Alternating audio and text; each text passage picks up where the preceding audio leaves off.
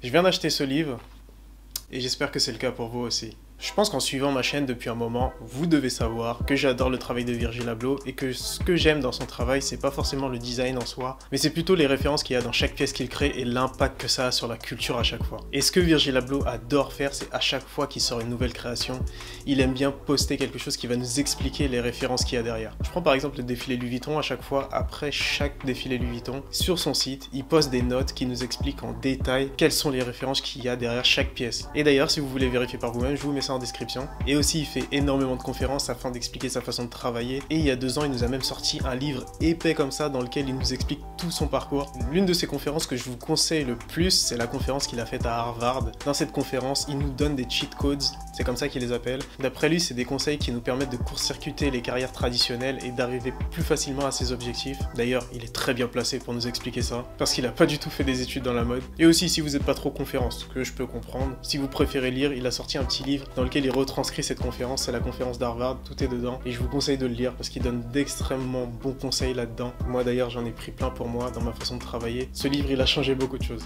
Et aussi, il y a 2 ans, il a sorti ce livre bleu, je vous le conseille vraiment, c'est un livre hyper intéressant. Dans ce livre-là, il retransmet tout son parcours, il explique tout son parcours dans les moindres détails, et franchement, vous allez être étonné, vous allez voir des choses, ça va vous surprendre, je pense. C'est un livre qui est sorti il y a 2 ans, mais je pense que vous pouvez toujours le trouver assez facilement, je le vois un peu partout en ligne, même quand je vais chez Louis Vuitton, dans la boutique, il y en a, du coup, vous allez le trouver facilement. Mais le nouveau livre qui vient de sortir, qui s'appelle Something's Off, il est plutôt focalisé sur sa collaboration avec Nike. C'est une collaboration qui a commencé en 2016, et qui continue jusqu'à maintenant en 2021. Et dans ce livre que j'aime énormément, on a quasiment que des photos qui ont été prises pendant la conception des paires de la collaboration entre Nike et Off-White. Et ce que j'aime beaucoup avec Virgil, c'est qu'il aime beaucoup montrer les process de création derrière sa marque ou derrière ses collaborations, et ça permet d'inspirer des jeunes qui souhaitent faire comme lui, quoi. Parce qu'on va pas se le cacher, habituellement avec les autres créateurs, ils sortent le produit et c'est fini. De temps en temps, ils peuvent faire une petite interview histoire d'expliquer les inspirations qu'il y a derrière le produit, mais on voit pas du tout l'envers du décor.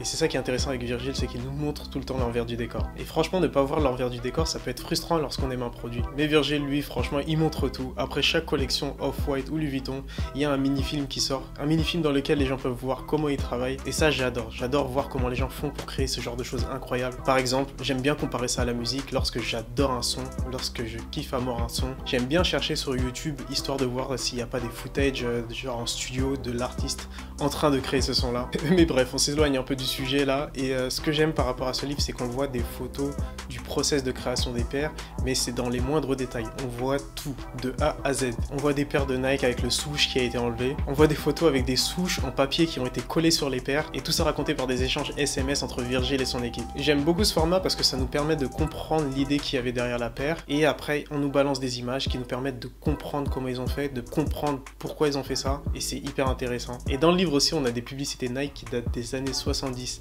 ou 80, et c'est hyper impressionnant parce que c'est des anciennes publicités, c'était les premières paires Nike, et c'est ça les inspirations de Virgil Abloh, et c'est certaines inspirations qui ont permis de créer certaines paires. Moi franchement, dans le livre, ma partie préférée, c'est la partie des prototypes. On voit des paires à moitié terminées, on voit des paires complètement déchiquetées, et aussi avec ça, on voit aussi beaucoup de paires qui ne sont pas sorties. Des prototypes qui ont été faits, qui ont été finalisés, mais qui ne sont pas sortis. Et c'est super impressionnant parce qu'on peut voir aussi qu'il y a eu beaucoup de combinaisons pour arriver au rendu final. Et pour moi, de toute façon, c'est de cette façon qu'on arrive au meilleur produit possible. Il faut tester 100 prototypes, histoire d'en garder un seul. Ce livre, il est hyper intéressant parce qu'il permet de voir le processus de création de Virgil Abloh de A à Z.